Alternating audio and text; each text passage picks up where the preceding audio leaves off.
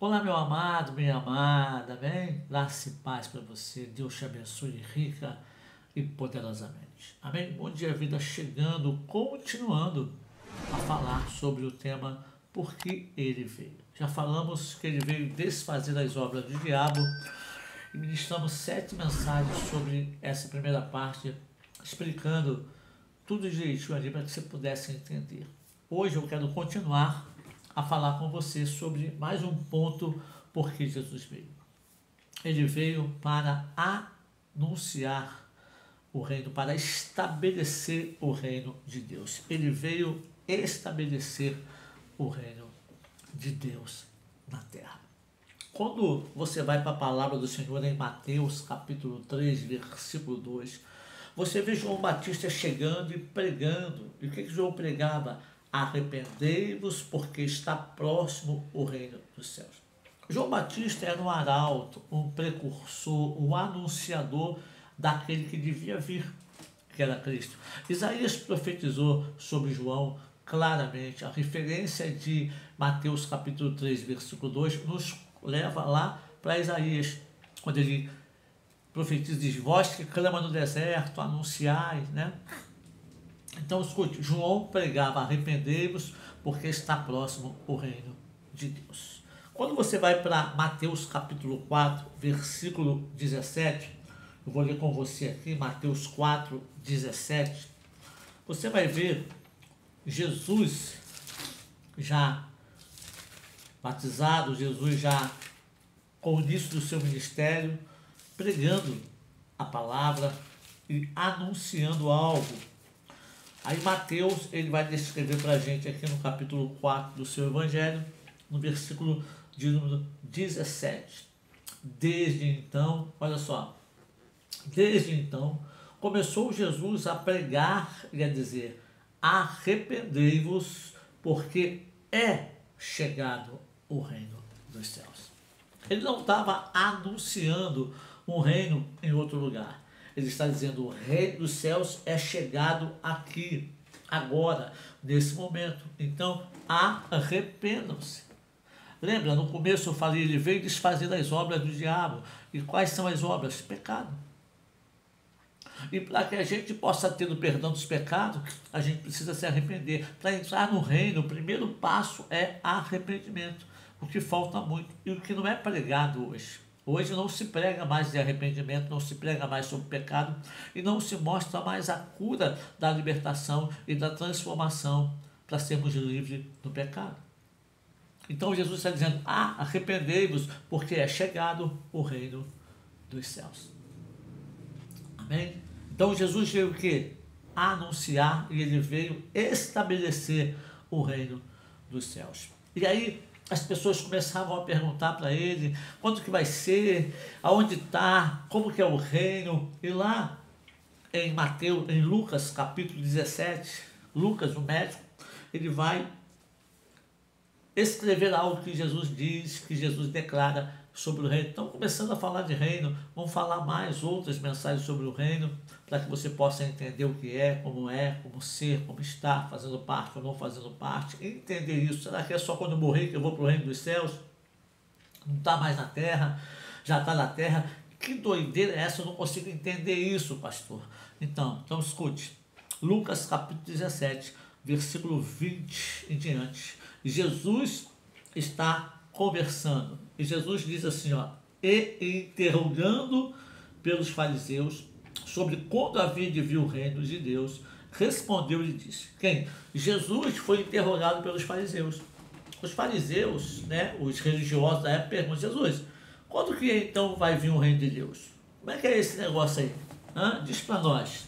E Jesus responde. Jesus começa a dizer assim, o reino de Deus não vem com aparência exterior. Não dá para ver com os olhos externos.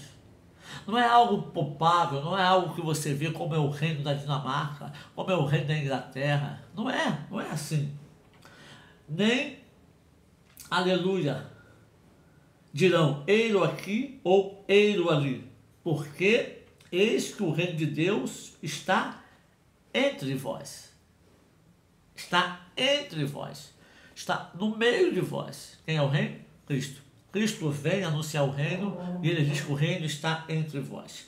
E aí ele começa e continua a falar sobre isso. Qual é o questionamento hoje dos religiosos? O que é o reino de Deus? O que é o reino dos céus? Né? E as pessoas acham que reino de Deus, reino dos céus é a igreja, é a denominação. A denominação não é reino de ninguém, irmão, a não ser do homem que a dirige ou do homem que a fundou. A igreja tem o Senhor, o noivo, que é Cristo Jesus. O reino de Deus está entre nós. Ele não é nem comida, nem bebida. Nós vamos falar sobre isso mais para frente, vamos explicar isso um pouco mais, vamos adentrar um pouco mais sobre esse tema, para esmiuçar com a ajuda do Espírito Santo e entender de vez que eu e você fazemos parte desse reino. Não vamos fazer lá, já fazemos parte aqui. O reino está entre nós, o reino está dentro de nós. Quem habita em nós? O Espírito Santo.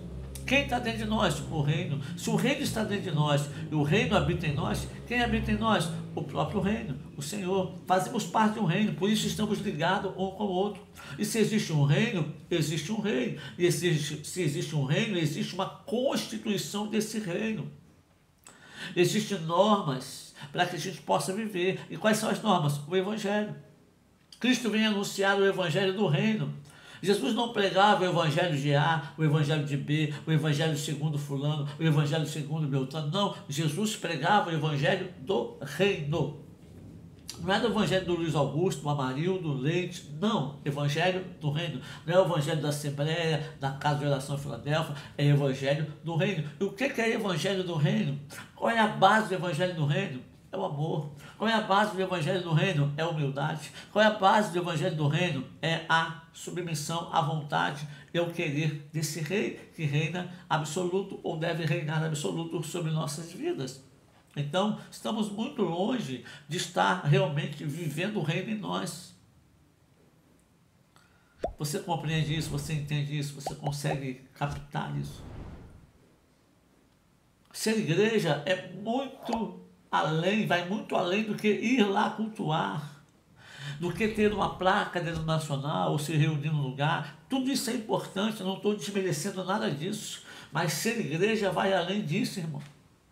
Hoje eu estava no mercado, eu ando muito com as camisas do Radical, falar isso, um abraço, Levi, um abraço ao pessoal. E a Cássia perguntou, você fez o Radical? Fiz. Ela falou, eu também fiz, mas fiz em 87, pô, muito bom, voltei de lá, uma vontade de trabalhar para Jesus. Ela falando, eu falei, realmente, porque você aprende que você não está ali para servir só uma denominação, você está para servir o reino de Deus. E o que muitos pastores não querem é que você sirva o reino, ele quer que você sirva a denominação. Ele quer que você trabalhe para a denominação, não trabalhe para o reino de Deus. E o trabalho para a denominação ele é cansativo, mas o trabalho para o reino, não. O trabalho para o reino é gratificante, é libertador.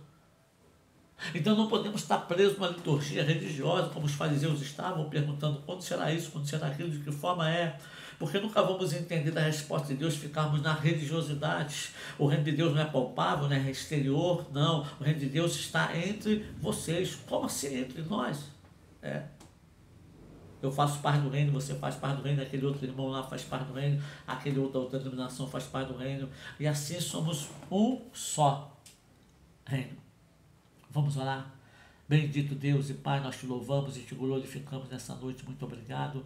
Abençoe o meu irmão, minha irmã, derrama graça, unção sobre ele e poder. Abre o nosso entendimento, a nossa compreensão, em nome de Jesus. Amém.